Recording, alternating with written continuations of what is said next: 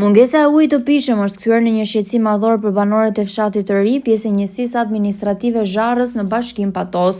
Ata vijojnë të përballen çdo ditë me mungesën e ujit të pishëm, edhe pse pak kohë më parë është ndërtuar një ujësjellës i ri për këtë zonë. Sipas banorëve, problemi qëndron në faktin se furnizimi me ujë vazhdon të bëhet nga linja e vjetër e ujësjellësit, pasi tubacionet e linjës kryesore të furnizimit të ujësjellësit të ri ende nuk janë lidhur me rrjetin. Për këtë arsye, familjet e zonës detyrohen të përballen me furnizim me ujë me orar dhe shpeshherë të papishëm, ndërsa banorët e fshatit të ri të bashkisë Patos vazhdojnë të përballen çdo ditë me mungesën e ujit të pishëm. Institucionet duket se ende nuk kanë një përgjigje të qartë për këtë problem, ndërkohë që ujësjellësi i ri, edhe pse është ndërtuar, uji në çezmat e banorëve vazhdon të mungojë. Në Selës është i palidhur, vazhdojnë me rrjetin e vjetër, ujësjellësi i ri, ato që e ka në mënyrë të shkëlqyer, këtu tek ne vazhdon akoma i vjetri. Pse? Prandaj kërkojmë ndërhyrjen urgjente të sistemit kanalizimeve të ujësjellësit. Ujësjellës kanalizimeve.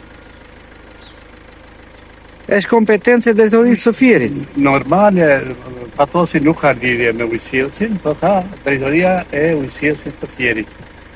Kjo të vazhdohet edhe plus kësaj pasaj këtu tek lagja në Sel, është vazhduar prishja e ndërtimit palej dhe akoma nuk është vënë dorë për riparimin e tyre, për sistemimin dhe riparimin e tyre. Kaq mund të themi. Faleminderit. Në fshati Vosel furnizojmë me ujë të vjetër. Edhe duam ujë të ri tani. Furnizojmë nga ujësjellësi i vjetër? Vjetri, po. Edhe duam ujë të ri, s'po vjen akoma. Nuk po vjen. S'ka ardhur, po bën 2 vjet që ka çuar këto kanalizime, dhe s'ka ardhur. Thonë do vi, s'po vjen. Një dereja në Vosel, se i ka çuar ato dhe akoma s'kemi ujë. E keni me orar apo të papishëm? Ujë të vjetër është papishëm, ai edhe me orar është, ai vjen në mëngjes, vjen darkë. Ai ujë të vjetër, vjen me orar. S'ka ujë kështu bollek. Po va disi vetë ata ujë.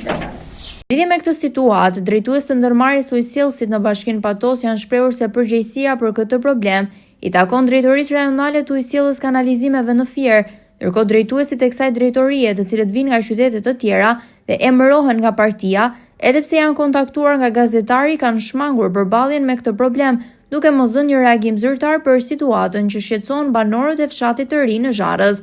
Drejtori, i cili është në zyrë dhe pret përfundimin e orarit zyrtar të punës për të kthyer në mbrëmje pranë familjes në qytetin ku jeton, nuk dënjon të prenoncohet, ndërkohë që institucionet ja kalojnë përgjegjësinë njëra tjetrës, duke e lënë problemin të pazgjitur për qytetarët taksapagues.